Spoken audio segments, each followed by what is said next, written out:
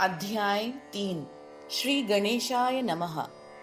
श्री गजानन महाराज बंकटलाल के घर पर रहने लगे। दूर दूर से भक्तगण उनकी चरण वंदना के लिए आते थे। एक दिन महाराज आनंद पूर्वक अपने आसन पर बैठे हुए थे। वह सुबह का समय था। उसी समय शेगांव में एक साधु गजानन महाराज के दर्शन के लिए आया, लेकिन उस समय महाराज के दर्शन के लिए बहुत भीड़ लगी हुई थी। ऐसी स्थिति में मुझे महाराज के चरण कमलों का दर्शन असंभव है, ऐसा वह साधु अपने मन में सोचने लगा। समर्थ जी की ख्याति मैंने वाराणसी में सुनी और महाराज को भांग चढ़ाने का संकल्प वहां किया था, लेकिन यहाँ मेरा संकल्प पूरा होना कठिन लगता है। यहाँ सब धनवान और प्रतिष्ठित लोग हैं। मैं अपनी मनोकामना किससे कहूँ? सामान्यतः जिसको जो वस्तु प्यारी होती है वही वह अपने इष्ट को चढ़ाने का संकल्प लेता है। ऐसे अनेक विचारों से वह साधु महाराज के दर्शन को उत्कंठित हो रहा था। महाराज ने उसके संकल्प को जान लिया और लोगों से कहा, अरे तुम लोग जाकर उस साधु को यहाँ ले आओ। यह सुनकर उसे अत्यानंद हुआ। उसके मन में विचार आया, यह तो त्रिकाल यज्ञ संत हैं, बताए बिना ही मेरा संकल्प जान गए। वह साधु महाराज के सामने आकर खड़ा हो गया। उसे देखकर महाराज ने कहा, झोली की पुड़िया निकालो जिनको तुमने 3 महीनों से संभाल कर रखा है। यह सुनते ही वह साधु बालकों की तरह गदगद कंठ से महाराज के चरणों में लौट गया। महाराज ने कहा, ठीक है, अब उठकर बैठो और झोली की पुड़िया निकालो। जब तुमने संकल्प किया था तब लज्जा नहीं आई थी, और अब व्यर्थ अवहेलना करने से क्या लाभ? साधु ने हाथ जोड़कर डरते डरते कहा, भगवान, मैं पुड़िया निकालता हूँ तथा संकल्प पूर्ति करता हूँ, किंतु उसके लिए मुझे आप एक वरदान दीजिए। मैं जानता हूँ आपको बूटी से कोई प्रयोजन नहीं है, किंतु इस बालक को याद रखने के लिए यह स्वीकार कीजिए। दूसरे लोगों के लिए तो यह यद्यपि व्यसन है, किंतु आपके लिए तो यह ज्ञान वल्ली है। महाराज किंचित असमंजस में पड़े, किंतु माता जिस प्रकार बालक के टेढ़े मेढ़े हट को पूरा करती है, वैसे ही महाराज ने हंसकर कहा, ठीक है। उस साधु ने बूटी निकालकर महाराज के हाथ पर रखी और चिलम में भरकर जलाकर महाराज को पिलाई। यही कारण है कि उनको चिलम की आदत पड़ गई, किंतु वहां यह वर के कारण थी, ना कि व्यसन के कारण। महाराज महान विभूति थे। कमल पत्र जैसे जल में रहकर भी अलिप्त रहता है, वैसे ही महाराज व्यवहार में रहते हुए भी अलिप्त थे। शेगांव में एक जानराव नामक प्रसिद्ध देशमुख रहता था।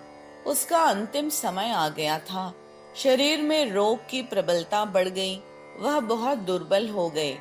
सगे संबंधियों के अनेक प्रयत्न करने पर भी कुछ लाभ नहीं हुआ। वैद्यों ने उनकी नाड़ी देखकर संबंधियों को संकेत कर दिया कि इनका बचना असंभव है।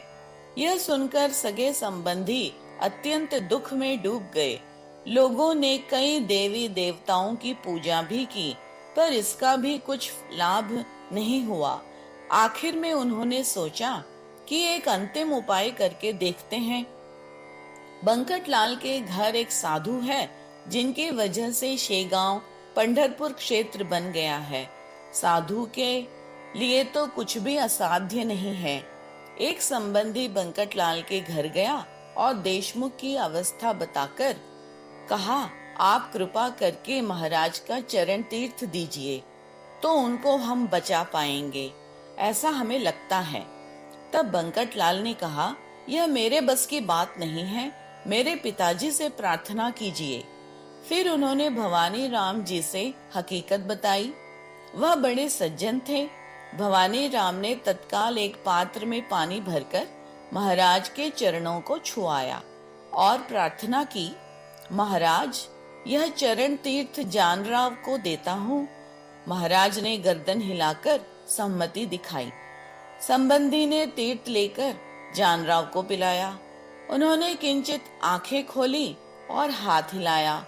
तीर्थ के प्रभाव से उसका स्वास्थ्य ठीक हो गया।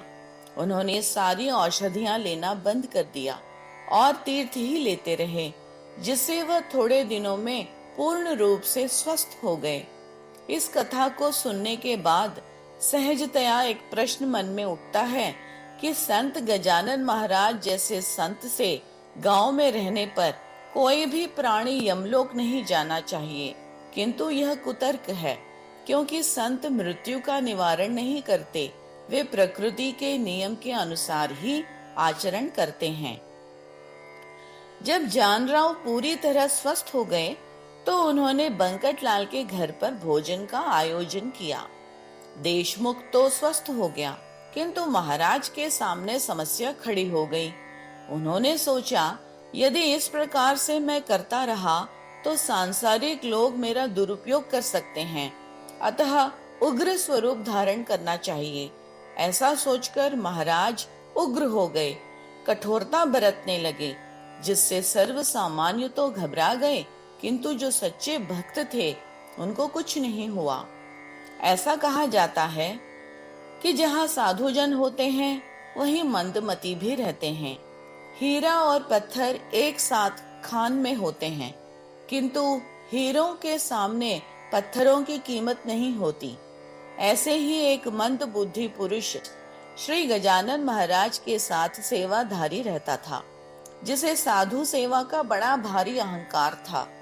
वह ऊपर से तो महाराज का सेवा करता था, किंतु महाराज के नाम पर मिठाई पेड़े आदि बटोरता रहता था। सब भक्तों से कहता था कि मेरे बिना महाराज का कोई काम नहीं होता, मैं ही उनकी सेवा करता हूँ और उनका प्रिय शिष्य भी हूँ। ऐसा वह सब लोगों को बताता था और अपनी बढ़ाई करता था। उसका नाम था विठोबा। एक दिन दूसरे गांव से कुछ दर्शनार्थी महाराज के दर्शन के लिए आए थे। महाराज सो रहे थे और किसी को उन्हें जगाने का या बोलने का साहस नहीं हो रहा था। उन लोगों ने विठोबा से प्रार्थना की, विठोबा, आप महाराज के प्रिय हो, हमें दर्शन करके जल्दी ही गांव लौटना है। महाराज तो सोए हुए हैं, कृपा करके आप हमारा काम कर दीजिए। अपनी स्तुति सुनकर विठोबा फूल गया और जाकर महाराज को जगाया। भक्त मंडली को तो दर्शन मिल गए, उनका काम हो गया, किंतु विठोबा पर भारी संकट आ पड़ा। एक बड़ा डंडा लेकर महाराज ने उसकी पीठ पर पिटाई की और कहने लगे, अपनी जगह भूल गया, मठ में घंटियां बांधकर हमको यह उपाधि दे रहा है, यह तो स्पष्टतया व्यापार है। तेरे पर कृपा करने से मैं भगवान का अपराधी हो जाऊंगा। वह भाग खड़ा हुआ और पुनः लौटकर कभी नहीं आया। जो सच्चे संत होते हैं वैसा ही करते हैं, और जो ढोंगी होते हैं वह ऐसे लोगों के चुंगल में फंस जाते हैं। विठोबा का दुर्भाग्य था कि उसे संत चरणों का सानिध्य प्राप्त होकर भी उनसे दूर होना पड़ा। अगर वह ढोंग न करता तो उसकी योग्यता अनुसार उन्नति जरूर प्राप्त करता। उसने संतों की योग्यता नहीं जानी, इसीलिए मनुष्य को चाहिए कि सदैव जागृत रहकर संत कृपा की आकांक्षा करें। दास गणों द्वारा रचित यह ग्रंथ श्रद्धालुओं को भवसागर से पार कराने वाला हो, ऐसी भगवान से मेरी प्रार्थना है। शुभम भवतु। तीसरा अध्याय समाप्त।